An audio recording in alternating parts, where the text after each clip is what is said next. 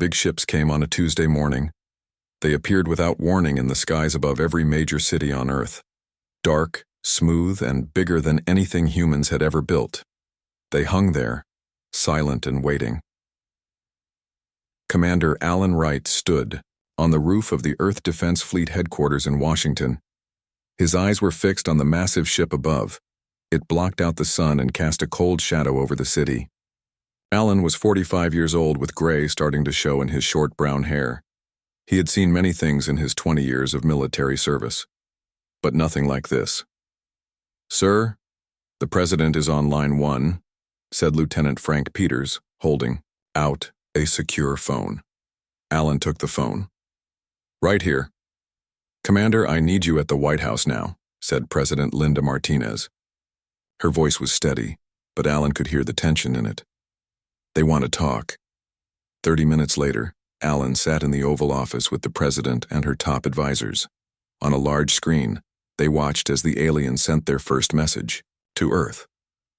The alien on the screen looked like a giant insect. It had green skin, 6 limbs, and large black eyes that didn't blink. When it spoke, its voice was oddly musical. "People of Earth," it said in perfect English, "I am Zelthar, ambassador of the Galactic Empire.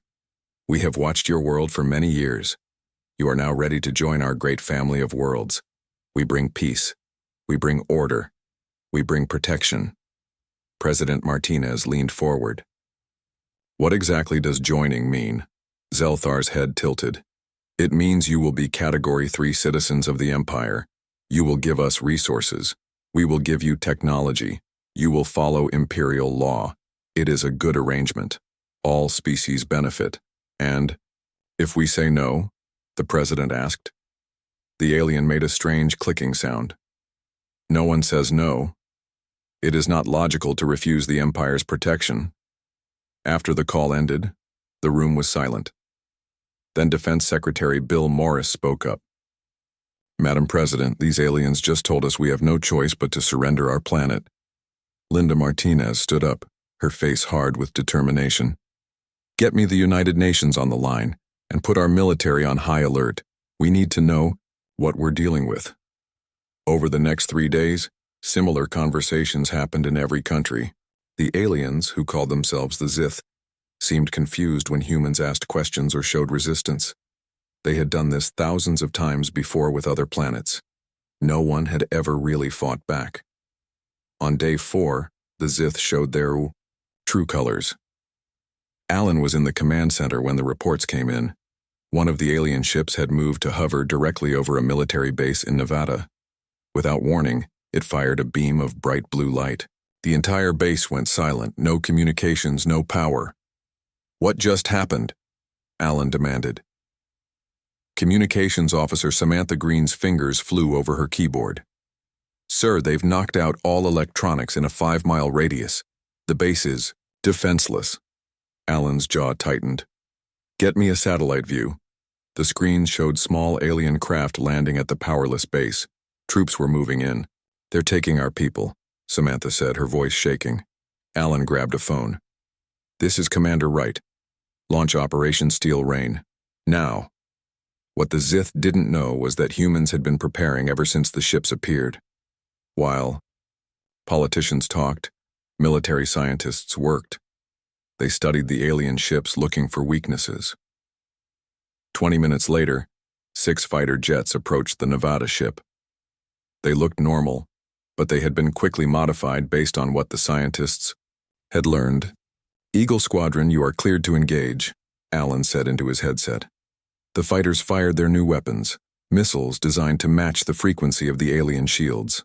The explosions lit up the sky. The huge ship shuddered.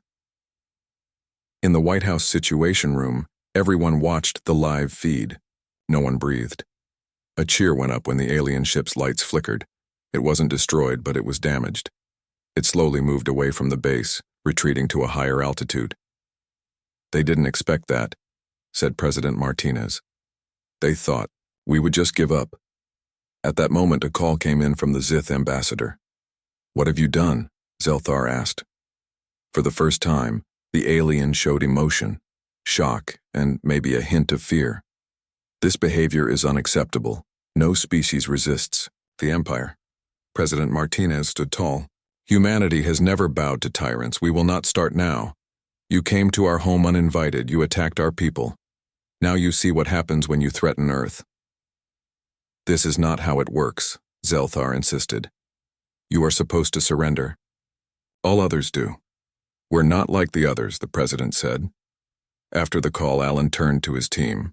They'll be back and in greater numbers. We hurt them, but we've also made them angry.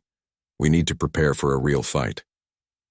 Over the next week, the pattern repeated around the world. When the Zith tried to take control, humans fought back. They were creative and fierce. They found ways to hurt the aliens that the Zith never expected from a primitive species. In their 10,000 years of expanding their empire, the Zith had forgotten what real war was like. They took planets through intimidation, not combat. Most species surrendered rather than face the Empire's overwhelming technology. But humans were different. They didn't care about the odds. They didn't surrender when things looked bad. Instead, they fought harder. They worked together. They learned from each failure. In the command center 2 weeks after the first ships appeared, Alan watched as humans won their first major victory. 3 alien ships retreated from Earth orbit. 2 damaged. To stay. Send a message to all Earth Defense Forces, he said. Tell them, this is just the beginning. Samantha looked up from her station. Sir, we're picking up transmissions. The aliens are calling for reinforcements. Alan nodded grimly. Good. Let them come. By the time they get here, we'll be ready. Thought I. First human war had begun, and the galaxy would never be the same. 6 months passed since the aliens first came to Earth. Things had changed a lot. The Zith ships no longer hung over Earth's cities. Instead, they stayed far away, at the edge of the solar system. Their first attack had failed, and they were waiting for help. Admiral Susan Garcia walked through the long hallway of Earth's newest and most important project. At 52, Susan had steel-gray hair cut short and sharp eyes that missed nothing. For 20 years, she had commanded ships on Earth's oceans. Now she would command something much bigger. Status report, she said, as she stepped onto the bridge, of the EDF Defiance. Chief Engineer Paul Wilson turned to her with a proud smile. She's ready, Admiral. First human spaceship with faster-than-light capability. Susan ran her hand along the smooth metal of the captain's chair. The Defiance was a miracle of human ingenuity. 6 months ago, such a ship would have been impossible, but humans learned quickly, especially when threatened. The aliens won't expect this, she said. They think we're stuck in our solar system, waiting like scared rabbits for their big fleet to arrive. They don't know humans very well, Paul laughed. The Defiance was built from a mix of human technology and parts taken from crashed alien ships. It wasn't pretty. It didn't have the smooth lines of the Zith vessels, but it worked. And it had something the alien ships didn't have, human creativity. Time to show the Empire that they picked a fight with the wrong species, Susan said. Prepare for launch. Far away, in the heart of the Galactic Empire, things were not going well for the Zith. The Imperial Palace on the planet Zithkara was in chaos. Reports of human resistance had reached the highest levels of government, and no one knew what to do. Grand Strategist Vexmore walked slowly into the Emperor's chamber. His green skin had paled with stress, and his 6 legs moved stiffly. He didn't want to deliver this news, but someone had to tell the truth. Your Radiance, Vexmore said, bowing low. I bring reports from the human solar system. The Emperor sat on a crystal throne that glowed with soft blue light. He was much larger than other Zith, with gold markings on his shell that showed his royal status. Tell me they have been dealt with, the Emperor said. Vexmore's antenna drooped. I cannot, Your Radiance. The humans continued to resist. They have destroyed 13 of our ships. They have taken our technology and learned to use it. They are adapting. Impossible, the Emperor said. They are primitives. They have barely left their own planet. That is why they are dangerous, Vexmore explained. Most species we conquer are comfortable, set in their ways. Humans are different. They thrive on challenge. When we attacked them, we did not frighten them. We united them. The Emperor's compound eyes narrowed. They are one small world against an empire of millions. They cannot win. With respect, Your Radiance, they don't need to win. They just need to hurt us enough that we decide they aren't worth the trouble. Before the Emperor could respond, a young Sith officer rushed into the room. This was highly unusual. No one entered the Emperor's presence without permission.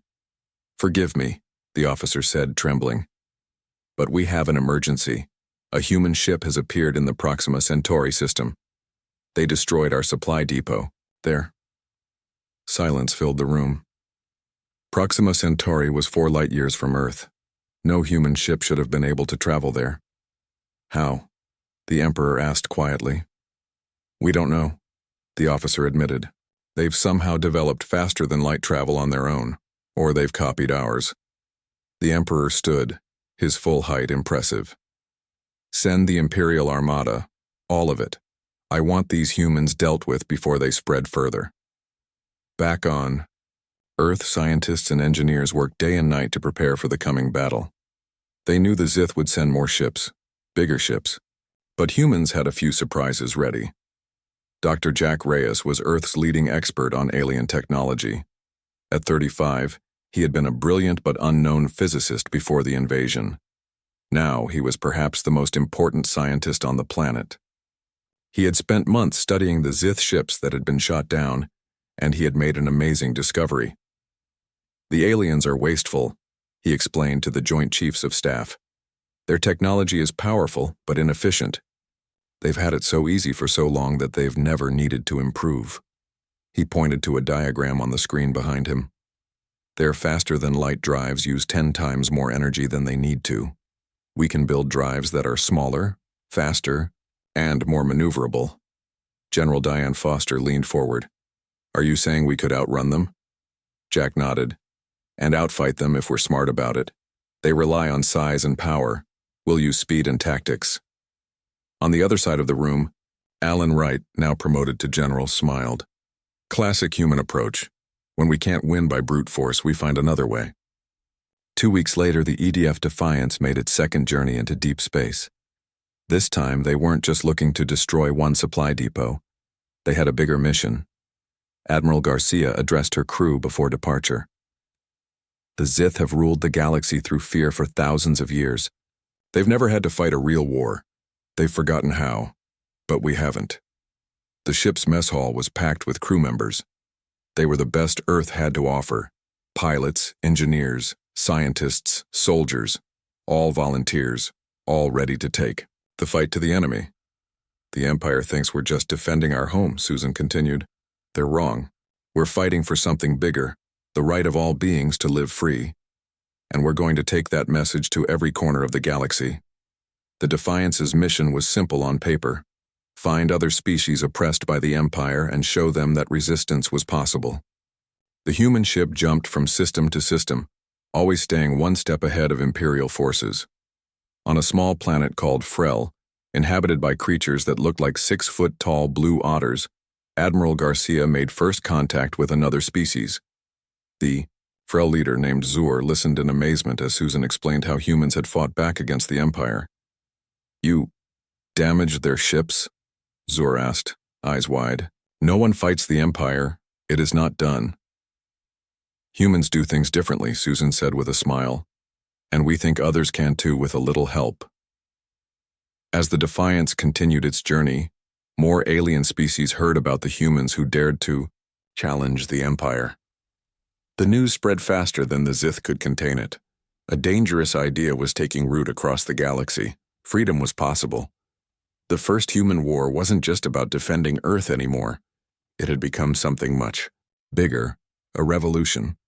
2 years had passed since the aliens first appeared in Earth's skies. In that time, everything had changed. Humans had gone from fighting for survival on their home planet to taking the fight across the stars. They had built a fleet of warships, using modified alien technology.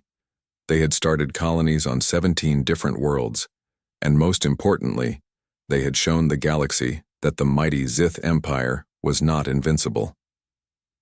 Captain Kevin Winters sat in the command chair of the EDF Interceptor, one of Earth's newest warships. He was 38 years old with a short beard and a scar across his left cheek, from an early battle with the Zith. He watched the main screen as 5 massive Imperial ships turned away from the battle, their engines glowing as they retreated. "They're running again," Kevin said with a small smile. His second-in-command, Commander Maria Diaz, nodded. She was tall and serious, with dark hair pulled back in a tight bun. "That's the 3rd group this month. They've figured out we're not easy targets." Kevin stood up and walked to the front of the bridge. The stars spread out before him through the large window. Somewhere out there, the Empire was trying to figure out what to do about the human problem. "They still don't understand what we're doing," he said. "They think we're trying to destroy them. We're not. We just want them to leave us and everyone else alone." Maria joined him by the window. "The thing is, they've never had to fight a real war. For thousands of years, they've just shown up with their big ships and everyone gives up. They don't know what to do when someone punches back." Kevin smiled. "And humans are very good at punching back." In another part of the galaxy, on a planet called Frel, something important was happening. The Frel were peaceful creatures who looked like blue otters that walked on 2 legs. They had been part of the Empire for over 3,000 years, classified as Category 2 citizens, smarter than Category 3, but still not equal to the Zith. For all those years, the Frel had accepted their place. They had been good, quiet subjects of the Empire. But then they heard about the humans. In a large underground cave, 200 Frel gathered in secret. This meeting would have been illegal under Imperial law. The punishment for rebellion was death. Zur, the Frel who had met Admiral Garcia 2 years earlier, stood before the crowd. "Brothers and sisters," he said, his voice soft but firm. "For too long we have lived as servants. We have given our resources to the Empire. We have followed their laws. And what have we received in return? Nothing but scraps from their table." The crowd murmured in agreement. This kind of talk would have been unthinkable before humans entered the Galactic scene. "The humans have shown us that the Empire is not all powerful," Zor continued. "They have damaged Imperial ships. They have taken Imperial territory. And they have done it all in just 2 years. If the humans can fight, why can't we?" A ripple of excitement moved through the crowd.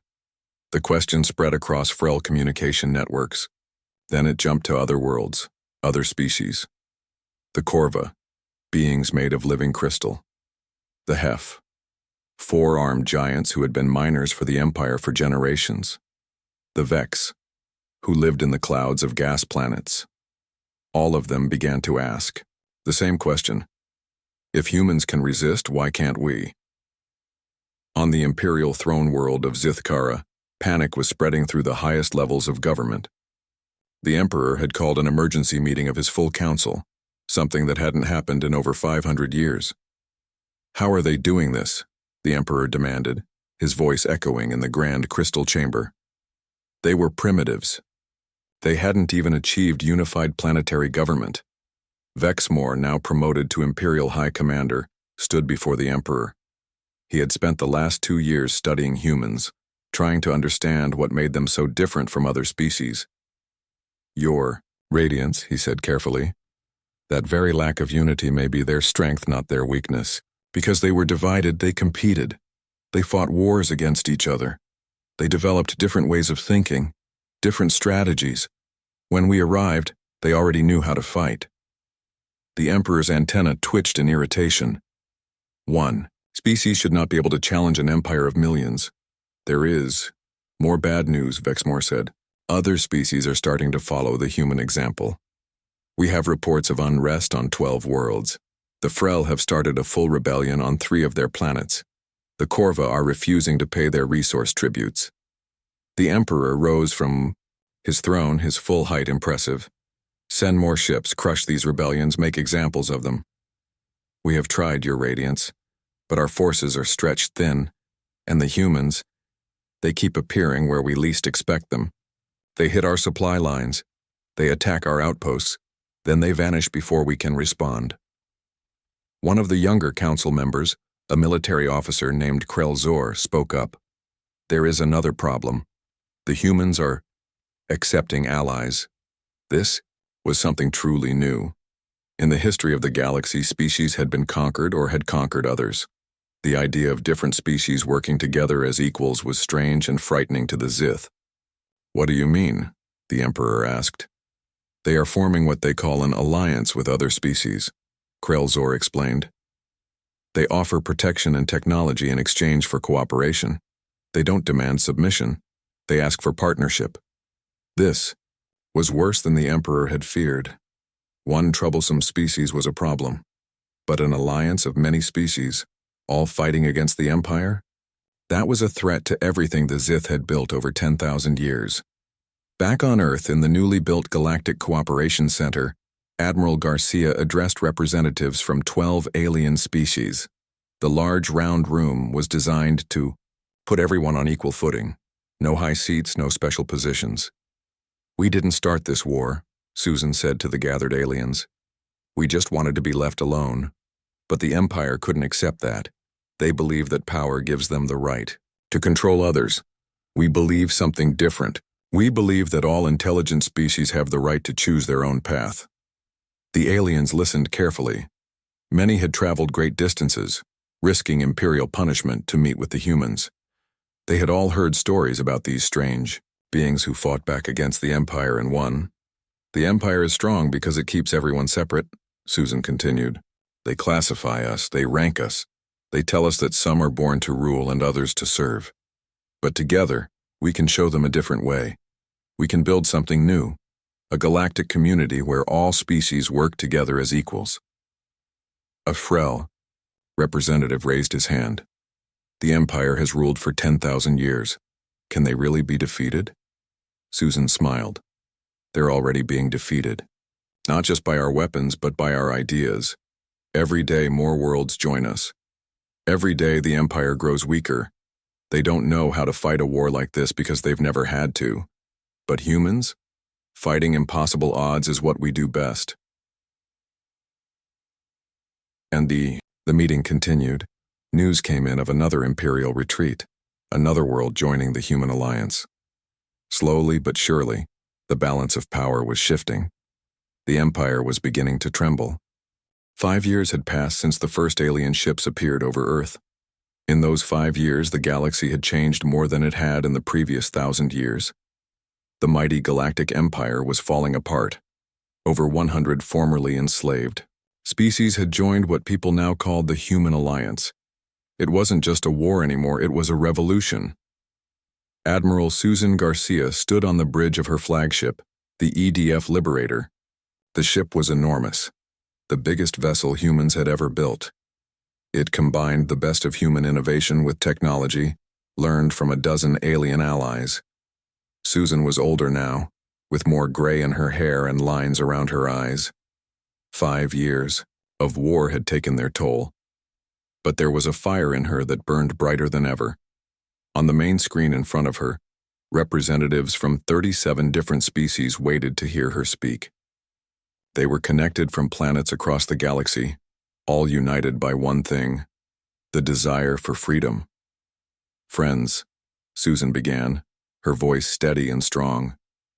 5 years ago, the Empire came to Earth. They expected us to surrender without a fight, just like everyone else had done for thousands of years. They were wrong. The alien faces on the screen watched her intently. Some looked almost human, others were completely different, beings of crystal or gas, creatures with multiple limbs or eyes, life forms based on silicon instead of carbon. "We didn't want this war," Susan continued. "We just wanted to be left alone. But the Empire couldn't accept that. They couldn't imagine a galaxy where they weren't in control of everything and everyone." She paused, looking at each face on the screen. "Now they're learning a hard lesson. Freedom isn't just for humans. It's for all intelligent beings, and we will fight for it, together." On the other side of the galaxy, the Empire was in chaos. The once mighty Imperial military was struggling to hold its core territories. Their economic system, built on taking resources from conquered worlds, was collapsing as more and more planets joined the rebellion. The Emperor himself had been overthrown in a bloody coup. The new rulers were military leaders who promised to crush the human rebellion. But with each passing day, that promise seemed less likely to be kept. Grand Admiral Vex Moore, now the highest-ranking military officer in the Empire, stood before the new Imperial Council. He was older and tired. For 5 years he had tried to warn the Empire about the human threat. For 5 years they had ignored him. "The situation is critical," Vex Moore said to the assembled leaders. "We have lost control of 70% of our territory. Our fleets are scattered and demoralized. Our economy is on the verge of collapse." "What do you suggest?" asked the head of the council, a battle-scarred Zith named Drelzak. Vex Moore took a deep breath. What he was about to propose was unthinkable just a few years ago. "We must negotiate with the Alliance. Not from a position of strength. We no longer have that luxury. But from a position of understanding." Angry voices filled the room. "Negotiate? With primitives? With rebels? Impossible!" Vex Moore raised his voice over the noise. "The alternative is extinction." "You still don't understand what we're facing. These humans have united half the galaxy against us. They've developed weapons that can destroy entire planets. They've turned our own subject species against us. And they've done it all in 5 years. The room fell silent as the reality of his words sank in. A junior officer in the back of the room raised his hand. "What if negotiation fails?" Vex Moore's compound eyes dimmed. "Then there is only one alternative. Run. Hide. Hope they forget about us." The peace conference was held on neutral ground, a space station orbiting a dead star. No weapons were allowed. No warships could come within a certain distance. It was a place where enemies could meet and talk face to face. President Linda Martinez, now in her second term as Earth's leader, led the human delegation. She was joined by representatives from 20 other species, all former subjects of the Empire who had joined the Alliance. The Imperial representatives arrived in a small, unmarked ship. They were led by Vex Moore himself. When he entered the conference room and saw the gathered aliens all working together, all treated as equals, he finally understood why the Empire had lost. "We come seeking peace," Vex Moore said, his translator, converting his clicking speech into words everyone could understand. President Martinez nodded. "We are willing to listen, but understand this: we don't want your empire. We don't want your territory. We want recognition of our sovereignty and the sovereignty of all sentient species."